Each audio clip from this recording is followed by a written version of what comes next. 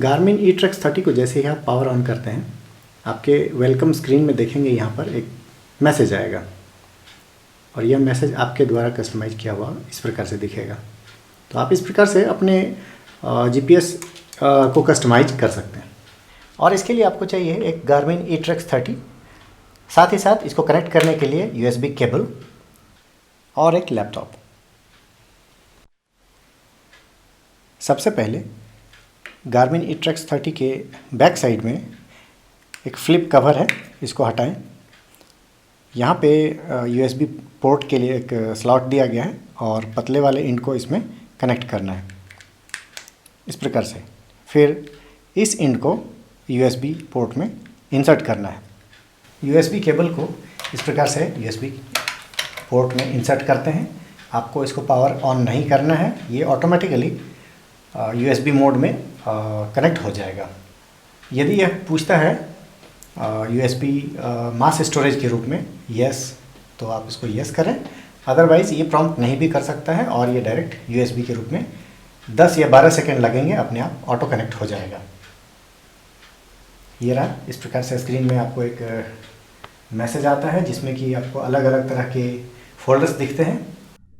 USB को connect करने के बाद सबसे पहले आपको गार्मिन के डिवाइस से इस प्रकार से इंटरफेस खुलेगा और इसमें देखिए गार्मिन का एक फ़ोल्डर होगा जिसके अंतर्गत बहुत सारे फोल्डर्स हैं।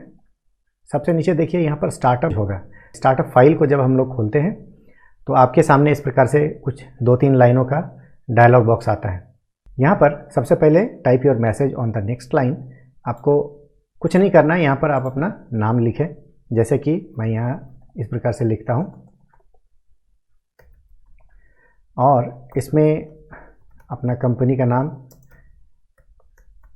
इस प्रकार से लिखें और यदि कोई टीम में आप शामिल हैं तो टीम का नंबर दे दीजिए। और यह जो मैसेज आपने टाइप किया है यह कितने सेकंड्स के लिए डिस्प्ले होगा, उसके लिए आप यहाँ पर डिस्प्ले ऑप्शन में उतने सेकंड के लिए दे दें। फिलहाल यहाँ मैं 5 सेकंड के लिए यहाँ पर देता हूँ। इसको आप कुछ नहीं करेंगे, कंट्रोल S या सेव फाइल सेव कर दीजिए, एज इट इज़ या सेव हो जाएगा। इसको बंद कीजिए, इस फोल्डर को भी बंद कीजिए और यहाँ से यूएसबी को इजेक्ट आउट कर लीजिए, इजेक्ट द गार्मिन। और इजेक्ट होने के पश्चात आप इसके USB save to remove hardware होने के बाद आप इसे फिजिकली इसे डिस्कनेक्ट कर सकते हैं।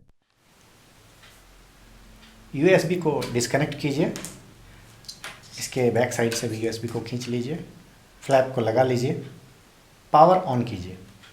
पावर ऑन करते ही आपके स्क्रीन पे वो मैसेज आना स्टार्ट हो जाएगा।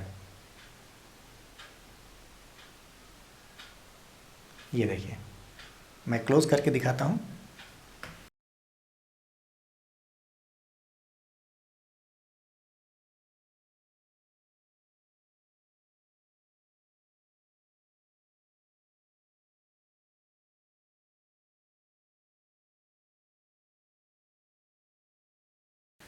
तो ये था आज का वीडियो। आई थिंक आपको पसंद आया होगा। पूरा वीडियो देखने के लिए बहुत बहुत धन्यवाद।